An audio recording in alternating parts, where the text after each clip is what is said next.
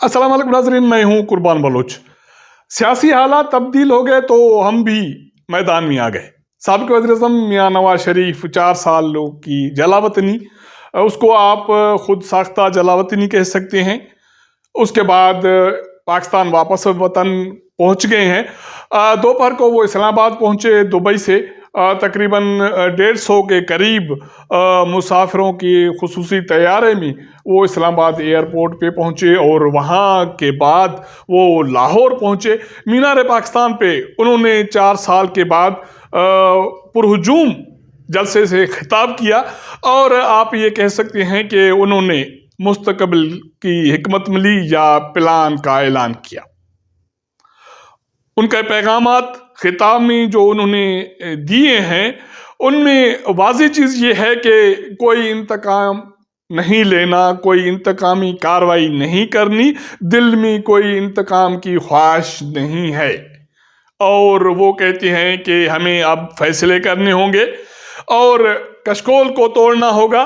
दरपेश जो मसाइल हैं इन पे उन्होंने बात की, मुस्तकबिल के हवाले से बात की। उन्होंने एक बात ये ज़रूर की कि आज मैंने बहुत सब्र से काम लिया है।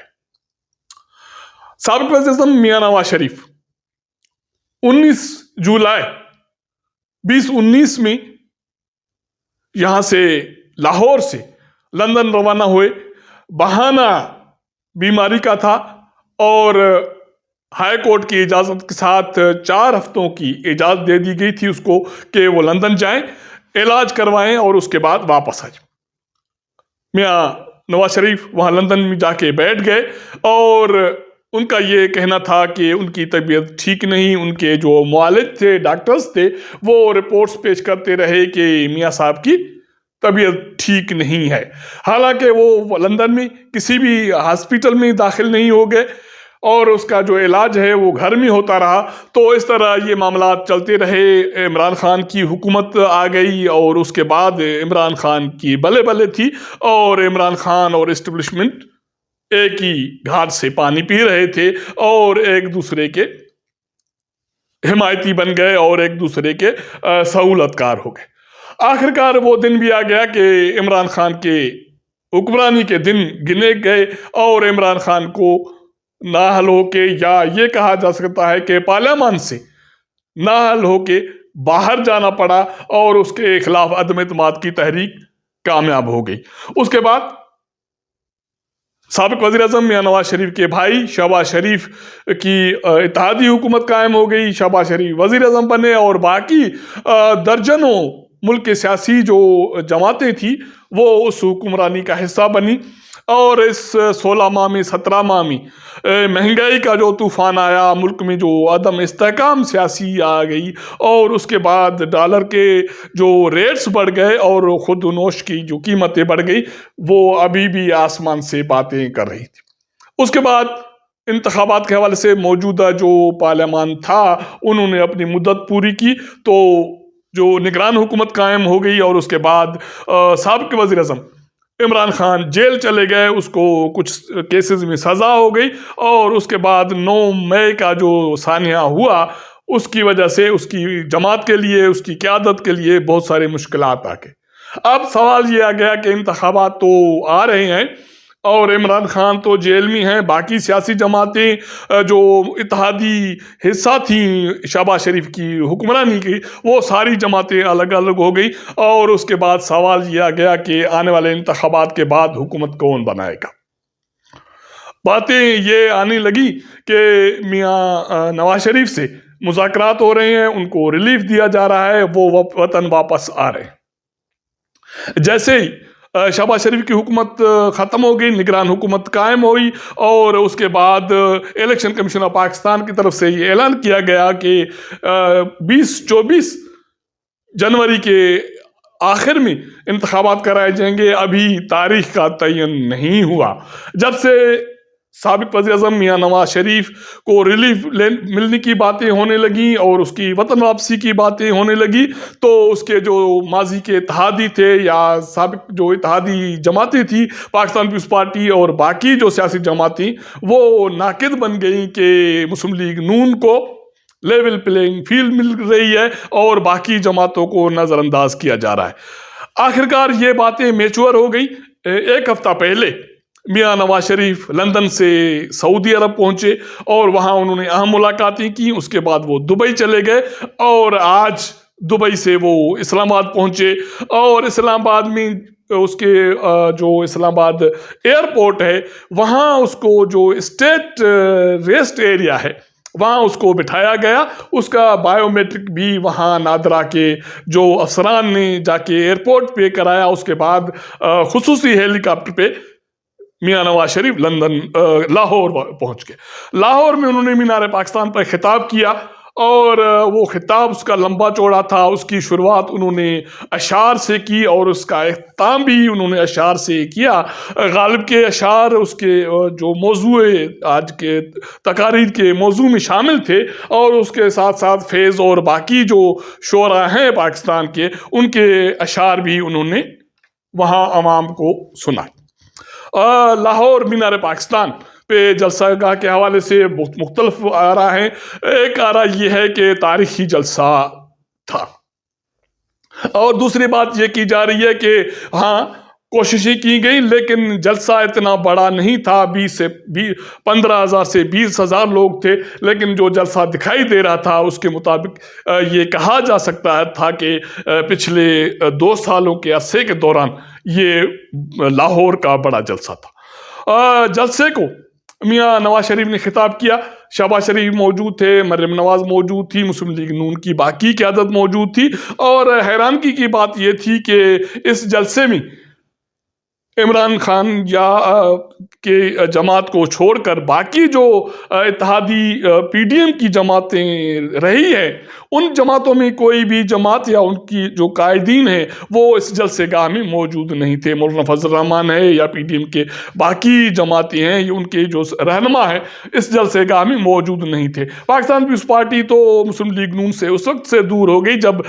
حکمرانی ختم ہو گئی، اور پاکستان پیپلز پارٹی کا الزام یہ ہے کہ مسلم لیگ نون کو انتخابات کے حوالے سے لیول پلینگ فیلڈ مل رہی ہے اور پاکستان پیپلز پارٹی کو اور باقی جماعتوں کو کارنر کیا جا رہا ہے۔ اب دیکھنا یہ ہے کہ آنے والے انتخابات کے حوالے سے کیا ہونے جا رہا ہے، لیکن ہم آج بات کریں گے کہ میاں نواز شریف 4 سال کے بعد جب لاہور پہنچے تو لوگوں نے ان کا پرتپاک استقبال کیا اور انہوں نے ایک تاریخی خطاب کیا۔ اس میں مستقبل کے حوالے سے ان کا پیغام، اس کا وہ موجود تھا، پلان موجود تھا۔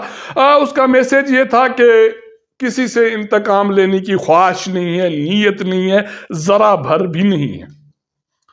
میری خواہش یہ ہے کہ یہ جو لوگ ہیں، یہ پسے ہوئے لوگ ہیں، جو مہنگائی کا شکار لوگ ہیں، جو جن کی روٹی مہنگی مل رہی ہے، بجلی مہنگی مل رہی ہے، باقی اشیاء مہنگی مل رہی ہیں، ان کے گھروں میں خوشحالی آئے۔ میں دعا کرتا ہوں کہ پاکستان بدلے اور میں بدلتا ہوا پاکستان دیکھنا چاہتا ہوں۔ میاں نواز شریف جس کے حوالے سے ماضی گواہ ہے کہ انہوں نے ایک نعرہ ووٹ کو عزت دو کا لگایا، اس کے بعد عمران خان کی حکومت چلی گئی، اس کے بھائی کی حکومت آ گئی تو وہ نعرہ دفن ہو گیا۔ اب آج کے خطاب میں میاں نواز شریف کہتے ہیں کہ میرا کوئی بیانیہ نہیں ہے، میرا بیانیہ ماضی کے جو بھی ترقیاتی منصوبے ہیں، وہ موٹر وے ہے، گوادر جو سی پورٹ ہے اور باقی جو ترقیاتی منصوبے میرا بیانیہ ہیں، تو میرے بیانیہ کو اس منصوبوں میں آپ ڈھونڈے۔ وہ کہتے ہیں کہ اب میں اس عزم کے ساتھ آیا ہوں کہ پاکستان جو مہنگائی کا شکار ہے، غربت کا شکار ہے، بے روزگاری ہے اور عوام مہنگائی کی چکی میں پس رہے ہیں، ان کو خوشحالی کی طرف لے کے جانا ہے، ہمیں کشکول کو توڑنا ہے اور جو درپیش مسائل ہیں اس میں کوئی کوتاہی کی گنجائش نہیں ہے۔ یہ کہتے ہیں سابق وزیر اعظم میاں نواز شریف۔ اب اس کے علاوہ وہ کہتے ہیں کہ ہمیں آئین کے روح کے مطابق مستقبل کا پلان بنانا ہوگا، دینا ہوگا اور ریاست کے ستونوں کو مل کر کردار ادا کرنا ہوگا ملکی مسائل کے حل کے حوالے سے، اور لوگوں کو جو مسائل ہیں ان کو جو درپیش ہیں ان کے حوالے سے۔ میاں نواز شریف کہتے ہیں کہ آئین پر عمل در عمل ایک مرتبہ پھر وہ کہتے ہیں کہ آئین پر عمل درآمد کے لیے ہمیں اکٹھا ہونا پڑے گا اور نئے سفر کا آغاز کرنا پڑے گا. ہم پیچھے رہ گئے، اب ہمیں اپنے نئے سفر کا آغاز کرنا ہے. اب سوال یہ اٹھتا ہے کہ میاں نواز شریف جنہوں نے ماضی کو درگزر کیا، نظر انداز کیا اور انتقام کی کوئی بات نہیں کر رہے، اور کہتے ہیں کہ میں نے صبر کا دامن پکڑے رکھا ہے اور میری دعا ہے کہ پاکستان خوشحالی کی طرف بڑھے. اب دیکھنا یہ ہے، سوال یہ ہے کہ اگر وہ آئین کی بات کرتے ہیں اور مل کر اکٹھا آگے بڑھنے کی بات کرتے ہیں، ریاستی ستونوں کے ساتھ مل کر کام کرنے کی بات کرتے ہیں، تو کیا آنے والے انتخابات سے پہلے میاں نواز شریف ملک میں جو سیاسی قوتیں ہیں ان سے مذاکرات کا ایک پروسیس شروع کریں گے؟ اور تحریک انصاف جن کے حوالے سے ان کو شکوک ہیں، شبہات ہیں اور ان کو اعتراضات ہیں کہ ماضی میں ان کو اقدار دینے کے لیے اس کی حکومت کو نکالا گیا، اسے العزیزیہ اسٹیل مل کیس میں، ایون فیلڈ کیس میں سزا ہوئی اور اس کو وزارت عظمیٰ کے عہدے سے ہٹایا گیا. تو کیا ایک مرتبہ پھر میاں نواز شریف عمران خان کی طرف، تحریک انصاف کی طرف، پاکستان پیپلز پارٹی کی طرف اور باقی جو سیاسی قوتیں ہیں صوبائی سطح پہ، قومی سطح پر، ان کے طرف اتحاد کا، بھائی چارے کا اور مل بیچنے کے لیے ہاتھ بڑھائیں گے یا سولو فلائٹ کریں گے؟ کیونکہ ہونا تو یہ چاہیے تھا کہ آج مینار پاکستان میں جو جلسہ ہوا اس میں پی ڈی ایم کے اتحادی رہنما ہونے چاہیے تھے. پاکستان پیپلز پارٹی کو تو ویسے بھی نہیں آنا، کیونکہ پاکستان پیپلز پارٹی کو میں نے پہلے بھی ذکر کیا، شکایت یہ ہے کہ اقدار آنے والے دنوں میں ایک مرتبہ پھر میاں نواز شریف کو ملنے جا رہا ہے، اس کو لیول پلینگ فیلڈ مل رہی ہے. اور یہ الزامات اسلام آباد کے جو صحافی ہیں وہ بھی لگا رہے ہیں کہ میاں نواز شریف کی جو موجودہ واپسی ہے وہ ریلیف کے ذریعے ہوئی ہے، اس کو ریلیف دیا گیا ہے اور اس کو اسٹیٹ پروٹوکول آلموسٹ مل گیا ہے اسٹیبلشمنٹ سے. اب میاں نواز شریف یا مسلم لیگ نون کا کوئی جھگڑا نہیں ہے، یہی پیغام دیا ہے میاں نواز شریف نے اپنے خطاب میں. اور اس کے بعد انہوں نے یہ دعا کیا ہے کہ پاکستان کی ترقی، اس کی خوشحالی، ان کے مسائل کا حل، عوام کی خوشحالی، سیاسی جماعتوں کی اولت ہونی چاہیے. اور انہوں نے اپنی تقریر کے شروعات میں یہ بات تو ضرور کی کہ میں نے ملک کو ایٹمی طاقت بنایا، بجلی سستی کی، روٹی سستی کی، چینی سستی کی، اور یہاں کمیونیکیشن یا روڈز یا موٹر وے کا جال بچھایا. میں نے میٹرو شروع کی اور میٹرو ٹرین منصوبے شروع کیے. گوادر جو بندرگاہ جو پروجیکٹ ہے وہ میں نے پایا تکمیل کو پہنچایا. سی پیک کو میں نے عملی جامہ پہنایا، لیکن اس کے باوجود میری حکومت کو گرایا گیا، مجھے نکالا گیا. یہ کون لوگ ہیں؟ یہ کون سے کردار ہیں؟ یہ سوال تو انہوں نے ضرور اٹھایا، لیکن آگے چل کر انہوں نے یہ واضح پیغام دیا کہ میرا کوئی جھگڑا نہیں ہے، کوئی انتقام کسی سے نہیں لینا اور مل کے آگے بڑھنا ہے. اب اس کا آج پہلا دن تھا.